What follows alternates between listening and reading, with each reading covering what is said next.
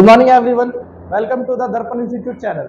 आज जो हम बात करने वाले हैं, एक मैथ्स के नए टॉपिक की बात करने वाले हैं। उस टॉपिक का नाम है कोऑर्डिनेट ज्योमेट्री, जिसको हम कहते हैं निर्देशांक ज्यामिति, जो कि क्लास 9th का 3rd चैप्टर है। तो इसके बारे में बहुत अच्छे से समझेंगे और जानेंगे कि ये कोऑर्डिनेट का मतलब क्या होता है, ज्योमेट्री का मतलब क्या होता है। ठीक है, तो बेसिक से स्टार्ट करते हुए एडवांस की तरफ भी थोड़ा चलेंगे, ताकि अगली क्लासों में भी जब आप जाओ तो आपको दिक्कत ना हो इस चीज को समझने में। तो सबसे पहले हम चैप्टर के टॉपिक से बात करते हैं। कोऑर्डिनेट का मतलब क्या होता है? निर्देशांक। निर्देशांक मतलब पोजीशन। ठीक है, जब हम किसी चीज की पोजीशन को बताते हैं, मैथ्स के अंदर हम नंबर्स की पोजीशंस को बताते हैं, तो निर्देशांक कहते हैं, उसे कोऑर्डिनेट कहते हैं। तो वो भी बात करेंगे आगे कि वो कोऑर्डिनेट होते क्या क्या है। और जियोमेट्री मतलब होता है, जियो मतलब अर्थ, मैट्री मतलब मेजरमेंट, जिसे ज्यामिति कहा जाता है, कि हम मेजरमेंट के बारे में बात करते हैं इसके ऊपर। ठीक है, तो हम स्टार्ट करने से पहले हम निर्देशांक ज्योमेट्री या कोऑर्डिनेट ज्योमेट्री बनी कैसे, अगर हम एक सिंपल सा एग्जांपल लें कि निर्देशांक ज्योमेट्री आई कैसे, पेपर्स पे कैसे आई। पहले के समय में क्या होता था कि जो हमारी सभ्यता है, जैसे पिरामिड्स हो गए या हमारी हड़प्पा सभ्यता है, उन सब में क्या घर बने होते थे। ठीक है, घर जो बने होते थे या नालियां बनी होती थी, जो भी स्ट्रक्चर जो था वो हमें कैसे मिला, हमें कैसे पता कि हमें घर ऐसा बनाना है, या हमें कैसे पता स्ट्रक्चर ऐसा बनाना है। तो वो लोग क्या करते थे, उन स्ट्रक्चर को पेपर पे डिनोट किया करते थे। और पेपर मतलब प्लेन पे पेपर नहीं हो गए, पाम ट्री जो होते हैं, पाम ट्री के पत्तों पे बनाया जाता था, जिसके ऊपर से हमें पता लगता था हाँ स्ट्रक्चर इसका ऐसा होता है। या एक रोज स्ट्रक्चर चाहिए होता है उन्हें, कि हमें यहाँ पे कोई चीज बनाना था एंशियंट में, पुराने समय प्राचीन काल में, तो एक रोज स्ट्रक्चर बनाते थे और उससे ही अगली चीजें बनाया करते थे। वो जो स्ट्रक्चर था, जो धीरे धीरे धीरे धीरे आगे बढ़ता गया और हमें मिलता गया, तो वो पोजीशन को बताता था। ठीक है, कि यहाँ पे हमें ये बनाना है, इस जगह पे हमें ये बनाना है। तो जनरली हम जब किसी प्लेन चीज पे बात करते हैं, तो हम दो ही चीज की बात करते हैं, दो ही डायमेंशन होती है उसके अंदर, एक लेंथ होती है, दूसरी ब्रेथ होती है, जिसे हम लंबाई और चौड़ाई कहते हैं। उसी के हिसाब से हमारे उसी को लेके हमारी कोऑर्डिनेट ज्योमेट्री स्टार्ट हुई, और जिसको हम आज मैथ्स के अंदर पढ़ते हैं, अलग अलग जगहों पे पढ़ते हैं, कई जगहों पे पढ़ते हैं। तो मेन रोल जो इसका मैथ्स में है, क्योंकि मेजरमेंट हम मैथ्स के अंदर ही करते हैं, मापना हम मैथ्स के अंदर ही करते हैं। तो इसलिए आज हम बात करेंगे कोऑर्डिनेट ज्योमेट्री का यूज कैसे करते हैं। तो अगर हम पहले नॉर्मल तरीके की बात करें, मैं आपसे कहूं कि ये मेरा एक टेबल है पूरा, और इस टेबल पे मैंने क्या करा, एक गिलास रख दिया पानी का, एक पानी का गिलास रख दिया है। अब मैंने पूछा what is the position of this glass, मतलब इस ग्लास की स्थिति कहाँ है इस पूरे बोर्ड पे या इस पूरे टेबल पे। तो आप स्थिति देखोगे, तो आपको स्थिति देखने के लिए पहले पता लगाना पड़ेगा कि लंबाई से, चौड़ाई से कितनी दूरी और लंबाई से कितनी दूरी है। आप कहेंगे चौड़ाई से 50 सेंटीमीटर और लंबाई से 40 सेंटीमीटर की दूरी पे गिलास रखा है। ठीक है, इस तरीके से हम पोजीशन को इजीली तरीके से बता सकते हैं। किसी टेबल पे रखी हुई चीज या किसी फ्लोर पे रखी हुई चीज, तो हम इजीली ऐसे बता सकते हैं। बट वहीं पे अगर वो टेबल ना छोड़ के, कई बार ऐसे केसेस आ जाते हैं जिसके अंदर बहुत सारी चीजें होती है हमारे पास। जैसे एक और एग्जांपल लेते हैं हम टेबल पे छोड़ के, कि हमने कहा दो सड़कें हमारे पास, एक सड़क ये है मेन सड़क, दूसरी सड़क हमारी ये है, ठीक, और ये हमारा चौक है। अब इस सड़क के पैरेलल गलियां जा रही है,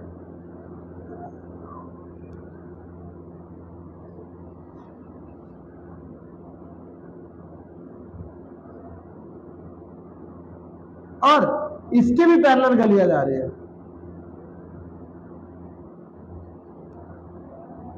ठीक है, तो इसमें हमारे पास दो तरह की गलियां हैं, एक लेटी हुई गलियां है, एक सीधी वाली गलियां हैं। ठीक है, जिसे हम मानते हैं रो एंड कॉलम। ठीक है, ये रो है, ये हमारा कॉलम है, हम इसको कॉलम मान लेते हैं। ठीक है, ये हमारे ऊर्ध्वाधर मान लिए हमने, और ये क्षैतिज मान लिए। ठीक है, लेटे हुए। तो इसको अगर हम नाम दें, ये हमारा R1, R2, R3, R4, R5, R6, और ऐसे ही इसका नाम C1, C2, C3, C4, C5। ठीक है, ये हो गया। अब उसने कहा कि कोई व्यक्ति चौथे कॉलम के दूसरे रो में है, तो चौथा कॉलम सी वाला चौथा पार्ट कौन सा है, ये, और दूसरा रो वाला पार्ट, तो मतलब वो यहां पे है। ठीक है, उसने कहा पोजीशन कहाँ है, चौथे C4 में और R2 में, तो C4 के सामने और R2 के सामने वो इस जगह है, इस वाले चौक पे है। ठीक है, वहीं पे अगर वो दूसरा बोलता C2 C4 R4, तो C2 R4 वो यहां है हमारा। तो इस तरीके से हम गलियों में भी फाइंड कर सकते हैं। हम क्या कर रहे हैं, एग्जैक्टली पोजीशन निकाल रहे हैं, स्थिति निकाल रहे हैं, है ना। अब वहीं पे अगर हम इन सभी को भूल जाए, ठीक है, और हम क्या करते हैं, अब नंबर्स को लेते हैं। ठीक है, नंबर्स के लिए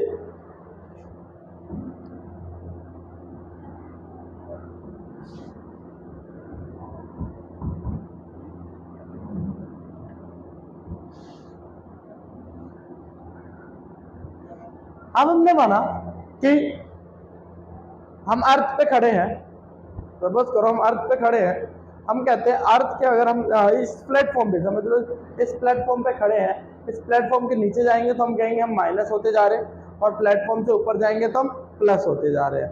और हम जहाँ से खड़े हैं इधर हम जाए, मेरी राइट हैंड की तरफ जाए तो नेगेटिव लेंगे, और लेफ्ट हैंड की तरफ जाए तो पॉजिटिव लेंगे। ठीक है, ऐसे देख लेंगे। बट अगर मैं सामने से देखूंगा तो इधर हम पॉजिटिव लेंगे और इधर नेगेटिव लेंगे। तो इसमें हम दो तरह की लाइन लेंगे। पहली वर्टिकल लाइन, जिसे हम कहते हैं ऊर्ध्वाधर रेखा, जिसका हमने माना ये मेन पॉइंट है। इससे नीचे आते हैं तो माइनस, ऊपर जाते हैं तो प्लस।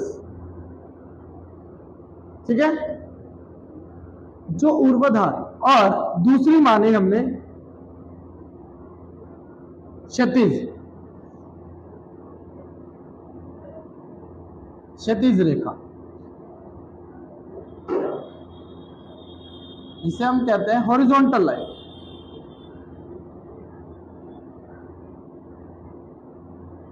जिसके इधर गए तो नेगेटिव लिया हमने,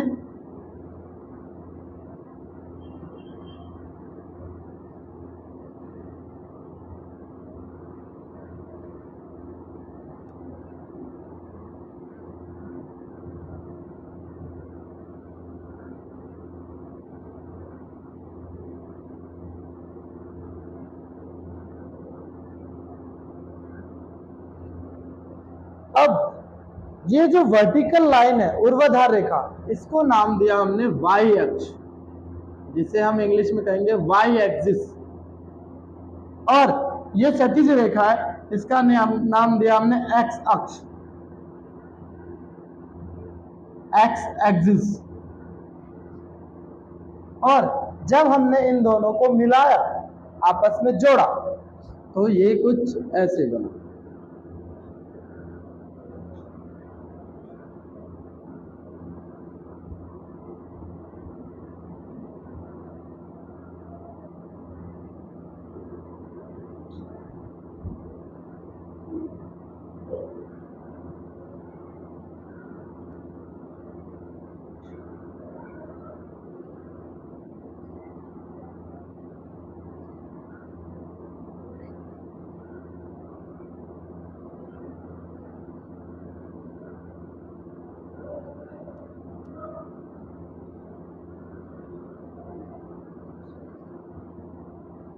ये हमारा है एक्स एक्सिस, ये हमारा वाई एक्सिस।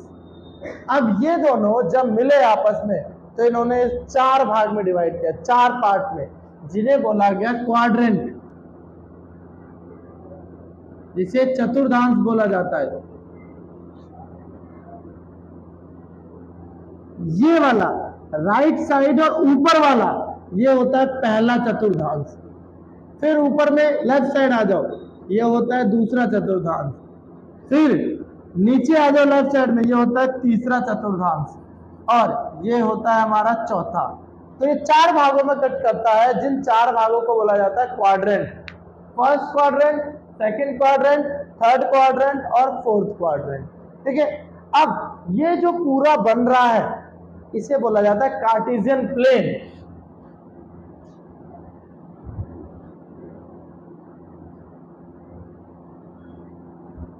कार्तीय तल।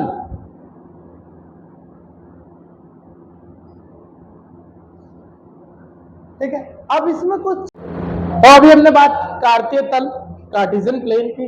अब इसके अंदर कुछ इंपॉर्टेंट चीजें हैं, वो चीजें अभी जान लेते हैं। ठीक है, कि वाई एक्सिस पे क्या आता है, एक्स एक्सिस पे क्या आता है, इन सारी चीजों की बात करते हैं। तो पहले बात करते हैं जहां पे ये दोनों हॉरिजॉन्टल लाइन, वर्टिकल लाइन, क्षैतिज रेखा, ऊर्ध्वाधर रेखा कट करते हैं, उसे कहते हैं ओरिजिन, मूल बिंदु।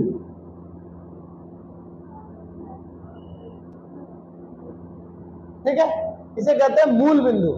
अब हम क्या करते हैं, अगर हमें क्या कहता है कोई भी चीजों की पोजीशन दिखाने किसी नंबर की, ठीक है, तो वो कहेगा हमारे पास एक्स ये है, वाई ये है, इसे दिखाओ।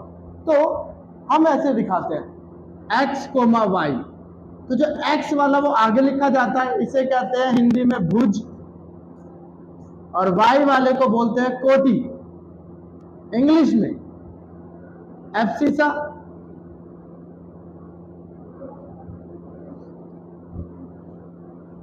और y वाले को ऑर्डिनेट। तो x को भुज, y को कोऑर्डिनेट, एब्सिसा एंड ऑर्डिनेट, भुज और कोटि बोला जाता है इन दोनों को। अगर हम यहाँ पे देखें x और y क्या होंगे, तो यहाँ पे x भी 0 होगा और y भी 0 होगा। तो कोई भी पूछे कि मूल बिंदु पे क्या है, आप इसे कहते हैं, दोनों को, ये जो हम दोनों दिखा रहे हैं, इस दोनों को कहते हैं निर्देशांक, कोऑर्डिनेट, निर्देशांक। तो बोले ओरिजिन के निर्देशांक क्या है, तो 0,0।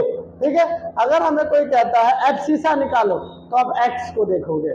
कोई बोलता है ऑर्डिनेट निकालो, तो आप y को देखोगे। भुज मतलब x और y मतलब कोटि, इन दोनों को देख के हम इजिली निकालेंगे। अब हम देखेंगे कि ये जो क्वाड्रेंट दे रखे हैं, इसके अंदर भुज कोटि पे निशान क्या क्या आ सकते हैं। अगर मैं राइट में और ऊपर जाऊं, ठीक है, राइट, जब भी मैं राइट में जाऊंगा तो मेरा x प्लस का होगा।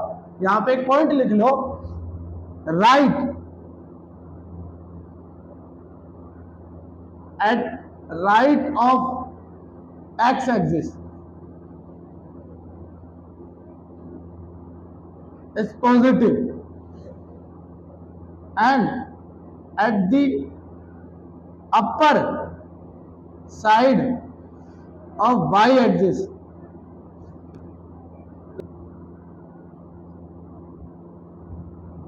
ठीक है, उल्टा कर दो आप। अगर x एक्सिस से लेफ्ट की तरफ है तो नेगेटिव x वाला, और y एक्सिस से नीचे की तरफ है तो y नेगेटिव वाला। तो देखते हैं, पहले हम इसके x के राइट तरफ है और इससे ऊपर की तरफ है, तो दोनों प्लस के होंगे। तो पहले वाले क्वाड्रेंट में x भी प्लस का होता है और y भी प्लस का होता है।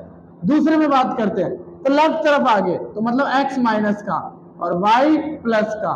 तीसरे में नीचे भी है और लेफ्ट तरफ भी है, तो दोनों माइनस के। और चौथे में x प्लस का हो गया और y माइनस का हो गया। तो पहले और तीसरे क्वाड्रेंट में दोनों सेम साइन वाले आएंगे, ठीक है। दूसरे और चौथे वाले में दोनों डिफरेंट साइन वाले आएंगे, ठीक है। ये बात ध्यान रखना और ये पहचानना पड़ेगा कि पहले में प्लस प्लस दोनों, दूसरे में x माइनस का y प्लस का, तीसरे में दोनों माइनस, चौथे में x प्लस का हो जाएगा और y माइनस का हो जाएगा। दूसरे में x माइनस का था और y प्लस का था। तो इससे हम क्या कर सकते हैं, किसी भी नंबर को दिखा सकते हैं, जिससे हम कुछ रिलेटेड क्वेश्चन कर लेते हैं। आपको समझ आ जाएगा कि हमें कैसे दिखाना है। तो कुछ क्वेश्चन करते हैं इससे रिलेटेड।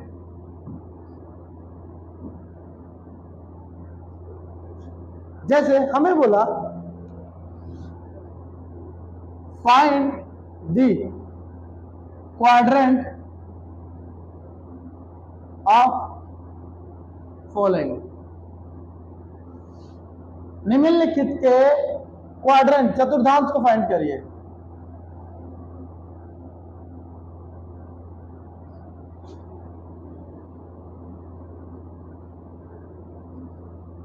ठीक है, तो पहले देखेंगे हम 1 माइनस का और 4 प्लस का, तो हम x वाला पहला लेते हैं। तो x माइनस का किस में होता है और y प्लस का किस में होता है, सेकंड क्वाड्रेंट।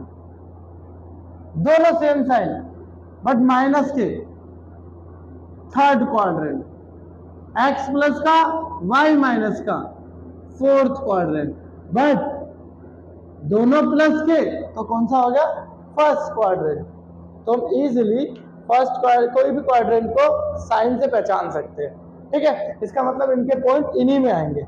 अब इनके पॉइंट भी अगर हमें दिखाने हो तो पॉइंट कैसे दिखाएंगे कि भैया इनको दिखाओ कार्टेशियन प्लेन कार के तल में दिखाओ, शो करो, तो कैसे शो करना है, बनाओ। तो ये हमारा x एक्सिस, ये हमारा y एक्सिस,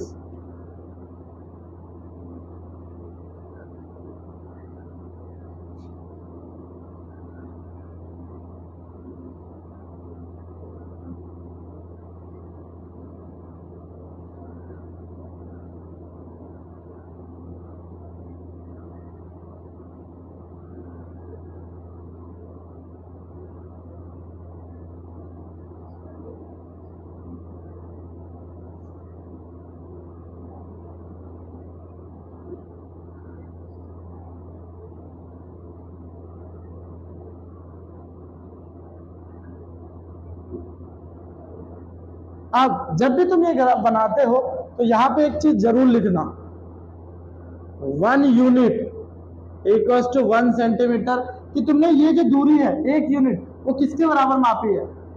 ठीक है, 1 सेंटीमीटर, 1 मिलीमीटर या कुछ भी डेसीमीटर, किसी के हिसाब से। तो यार लिखो, आप लिखोगे तो जो एग्जामिनर होता है उसे समझ आता है कि हाँ आपने सही से मेजरमेंट कर रखा है।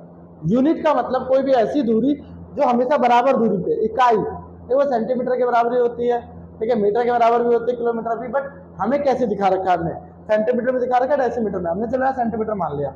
अब देखो पोजीशन दिखाते हैं पहले, -1,4, तो x कितना है, -1, हमें पता है दूसरे क्वाड्रेंट में आएगा, चेक भी कर लेते हैं।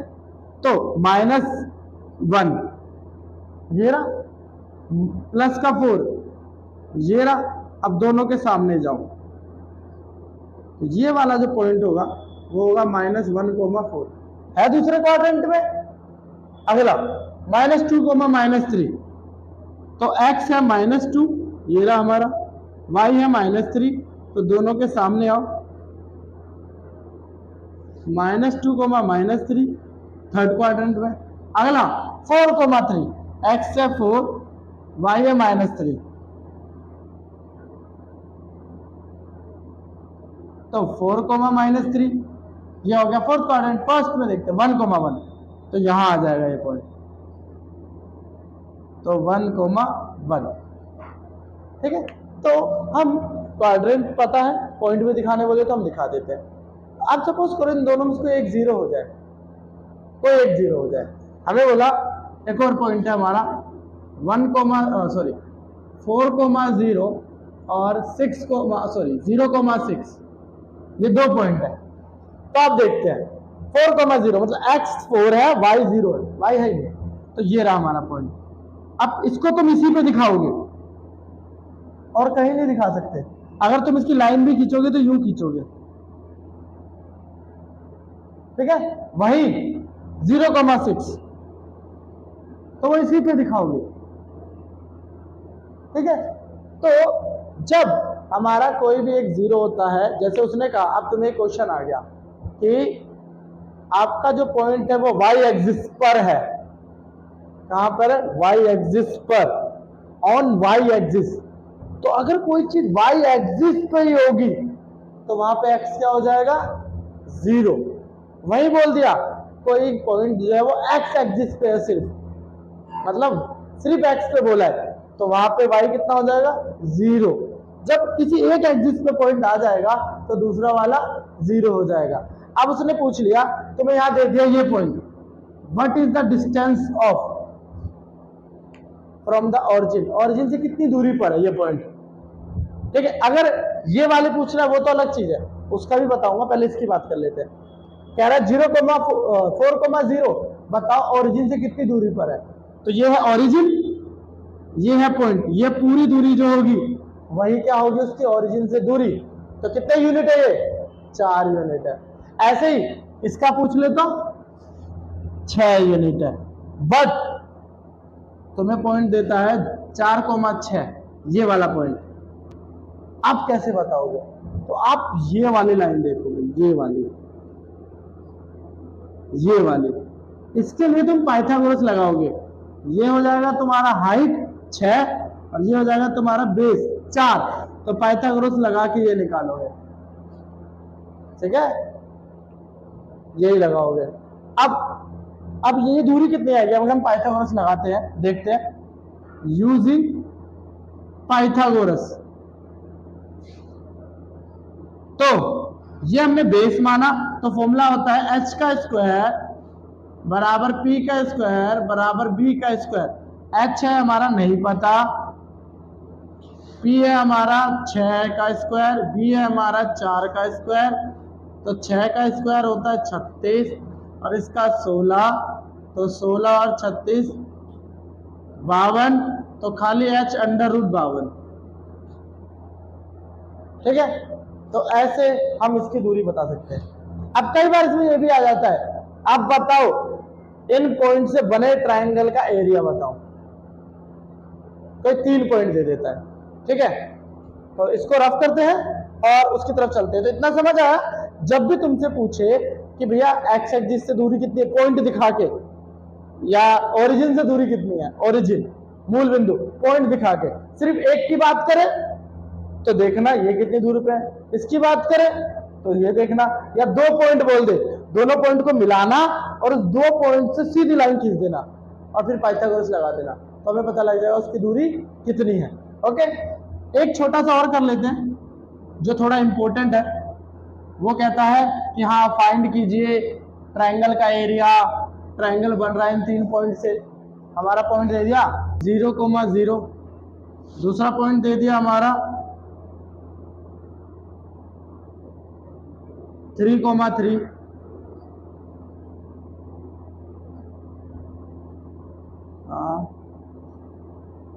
ठीक है, तो ये 2 पॉइंट दे दिया और एक और दे दिया हमारा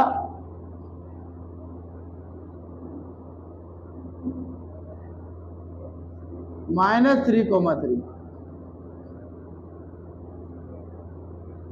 तो ये 3 पॉइंट है। ठीक है, पहला पॉइंट 0,0, दूसरा पॉइंट 3,3 हम मिला रहे हैं, तीसरा है 3,-3। अब इन तीनों पॉइंट को मिलाओ, ये हमारा ट्रायंगल बना। अब हम जब इसको ट्रायंगल बनाया तो ट्रायंगल का एरिया क्या होता है, half base into height. Area of triangle क्या होता है, एरिया ऑफ ट्रायंगल जिसे त्रिभुज का क्षेत्रफल कहते हैं, हाफ बेस इनटू हाइट। त्रिभुज का क्षेत्रफल आधा आधार गुणा ऊंचाई, तो भैया आधार ऊंचाई, तो ये जो होता है ना, ये जो परपेंडिकुलर होता है 90 डिग्री का, वो हमेशा ऊंचाई होती है। तो कितना है, 1 2 3, तो हमें हाइट पता लगी 3 यूनिट। आधार ये पूरा होगा, तो ये पूरा कितना है, यहाँ भी 3 है और यहाँ भी 3 है, माइनस नहीं लोगे क्योंकि कभी भी जो ऊंचाई होती है या कोई भी लेंथ होती है माइनस नहीं लेते।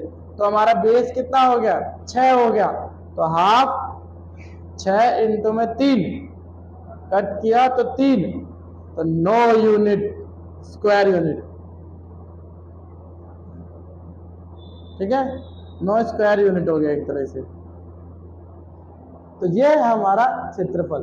तो इस तरह के क्वेश्चन आ सकते हैं, और भी इससे रिलेटेड कोई डाउट्स वगैरह हो तो आप पूछ सकते हो। ठीक है, तो थैंक यू सो मच। और आगे हम अगला चैप्टर करेंगे जब भी अगले वीडियोज़ में, तो आपको बात करेंगे। Okay, thank you.